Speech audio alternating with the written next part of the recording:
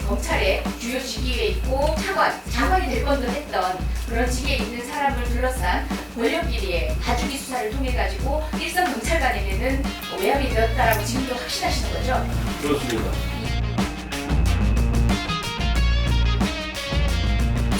이세민 상무인 나름대로 잠시 나와주시겠습니다. 출석 의무가 강제되는 것이 아님에도 불구하고 나와주셔서 고맙습니다. 참고인은 2013년 1월에서 4월까지 경찰청 수사국 수사기획관직에 재직하면서 김학의 전 차관의 별장 성접대 동영상 사건 관련해 수사를 지휘하신 적 있죠? 예, 있습니다. 당시 참고인께서는 관련 조사 초기 단계인 3월 초 2일경일 것 같습니다. 청와대 박상도 민정수석으로부터 당시 참고인의 상관인 수사국장에게 의혹과 관련해서 내사나 수사를 착수할 바 있느냐는 연락이 있었다는 사실을 수사국장 본인한테 들은 바 있죠? 확인한 바 있죠? 예, 그렇습니다. 김학배 국장이 3월 2일 날 청와대에서 전화를 받고 기획관과 과장에게 인사권자에게서 전화가 왔다. 이런 표현을 썼고 4월 초에 치안감 전보 인사가 있기 전에 당시에 이성한 청장님실에서 청장님과 국장 저 이렇게 셋이 있는 데서 청와대의 그 동사건에 대해서 제대로 보고를 했느냐 누구에게 보고를 했느냐라고 직접 추궁을 했는데 그때 저희가 박상도 민정수석으로부터 전화도 받고 보고도 했다고 고백한 바가 있습니다.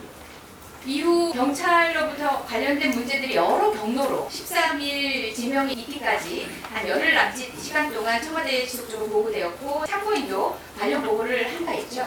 보고는 그 국장도 3월 초부터 해서 쭉 보고를 했고 저는 3월 13일 날 내정되기 전에 정무수석실의 사회안전비서관에게 그 인물은 고위공직자 임명하기에는 매우 부적절한 인물이다 하는 것을 전화보고를 했고 또 임명 내정 전인 3월 12일 날 서면으로 경내용을 팩스 보고했습니다. 그 다음에 13일 날 내정된 날 오후에는 과장과 계장이 청와대에 들어가서 경내용을 상세하게 실무 차원에서 또 보고한 바가 있습니다. 알겠습니다.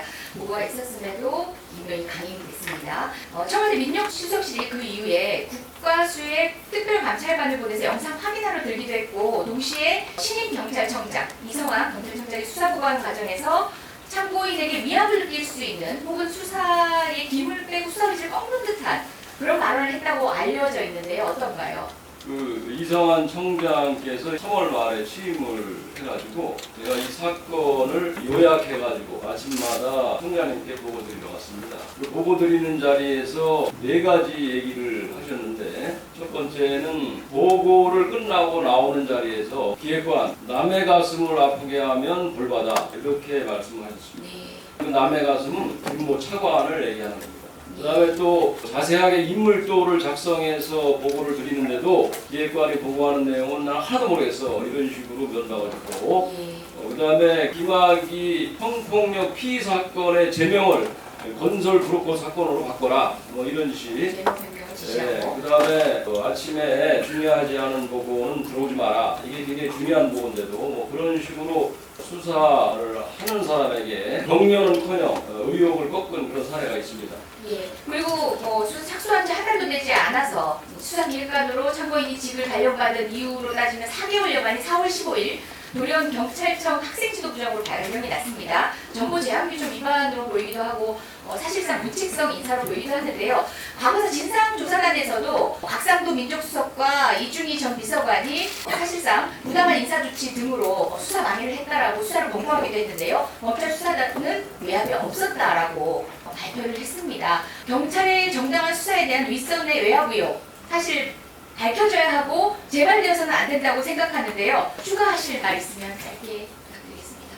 검찰 과거사위원회 진상조사단에 가서도 진술을 충분하게 했고 수사단에 가서도 이틀에 걸쳐서 약 25시간을 진술했습니다. 요즘은 이제 외압이 있었다. 그리고 그 외압은 어떻게 연결된다. 그리고 저는 불이익성 좌천 인사를 받았다 하는 내용을 자세하게 자료를 가지고 가서 다 진술했습니다. 진술하고 와서 수사 결과를 기다리고 있는데 외압받은 내용을 그 수사기획관 했던 사람이 와서 진술한 내용이 하나도 없다. 이런 식으로 수사 결과를 발표하는 걸 보고 제가 너무나 황당했습니다. 그래서 제가 대검찰청에 정보공개 요청을 했습니다. 제 진술 조서와 녹음 녹화한 CD를 공개해달라고 해서 진술 조서를 공개를 했습니다. 제가 이런 경찰의 수사에 대한 외압이라는 것이 다양한 방식으로 있기 마련인데 검찰의 주요 직위에 있고 차관, 사실 장관이 될 뻔도 했던 그런 직위에 있는 사람을 둘러싼 권력비리의 봐주기 수사를 통해 가지고 일선 경찰관에게는 외압이 되었다라고 지금도 확신하시는 거죠?